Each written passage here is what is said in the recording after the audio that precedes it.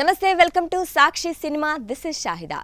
RRR తర్వాత director Rajamouli prestigious గా తీస్తున్న మూవీ వారణాసి 2024లో షూటింగ్ మొదలైనప్పటికీ గత ఏడాది నవంబర్లోనే కొన్ని విషయాలు బయటపెట్టారు. టైటిల్ తో సహా మూవీ ఎలా ఉండబోతుందనే విషయాన్ని గ్లిమ్స్ రూపంలో రివీల్ చేశారు. దీనికోసం భారీ ఎత్తున ఓ కార్యక్రమం నిర్వహించారు. ఆ టైంలో మహేష్, ప్రియాంక చోప్రా, పృథ్వీరాజ్, రాజమౌళి పలు హాలీవుడ్ మీడియా సంస్థలకు ఇంటర్వ్యూలు ఇచ్చారు. వాటిని ఇప్పుడు ఎలాంటి హడావిడి లేకుండా రిలీజ్ చేసేశారు. ఇందులోనే రాజమౌళి పలు ఇంట్రెస్టింగ్ కామెంట్స్ చేశాడు.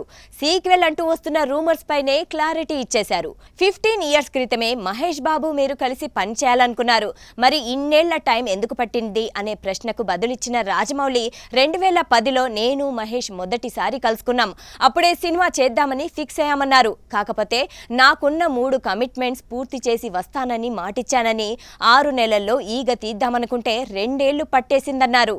2 ఏళ్లలో బాహుబలి తీద్దామనుకుంటే 3 ఏళ్లు పట్టేసింది. కోవిడ్ వల్ల RRR కూడా చాలా ఆలస్యమైపోయింది, అందుకే మహేష్ బాబుతో చేయడానికి ఇన్నేళ్లు పట్టేసింది అని చెప్పుకొచ్చాడు. ఈ సినిమా 2 భాగాలుగా వస్తుందా అనే ప్రశ్నకు కూడా రాజమౌళి క్లారిటీ ఇచ్చారు. తాము బాగా ఆలోచించుకున్న తర్వాత సీక్వెల్ వద్దని డిసైడ్ అయ్యామన్నారు. దాదాపు 3 గంటల నిడివితోనే మూవీ థియేటర్లలోకి వస్తుందని తేల్చి చెప్పారు. అలాగే ఇప్పటి జనరేషన్ ఆడియన్స్ 5 నిమిషాలు బోర్ కొట్టినా సరే ఫోన్ చూసుకుంటారని, స్టోరీ విషయంలో ఆడియన్స్ తల పక్కకు తిప్పకుండా ఉండేలా మూవీని తీస్తున్నారు. అదే అతి పెద్ద ఛాలెంజ్ అని చెప్పాలి. వారణాసిలో రామాయణం సీన్స్ ఉండడానికి గల కారణాన్ని కూడా రాజమౌళి వెల్లడించాడు.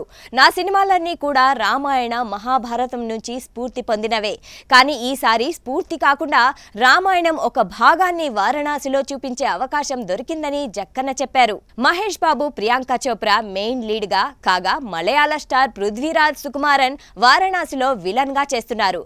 కీరవాణి మ్యూజిక్ అందిస్తూ ఉండగా రాజమౌళి దర్శకత్వం వహిస్తున్నాడు. మొన్నటి వరకు మూవీ రిలీజ్ డేట్ పైనే రకరకాల రూమర్స్ వచ్చాయి, కానీ వచ్చే ఏడాది ఏప్రిల్ 7న అంటే ఉగాది సందర్భంగా పాన్ వరల్డ్ స్థాయిలో సినిమాని రిలీజ్ చేయనున్నట్లు మూవీ టీం బల్లగుద్ది చెప్పింది.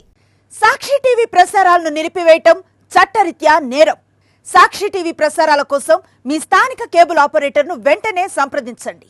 DTH లో, ఇంటర్నెట్ లో కూడా సాక్షి టీవీ ప్రసారాలను వీక్షించవచ్చు.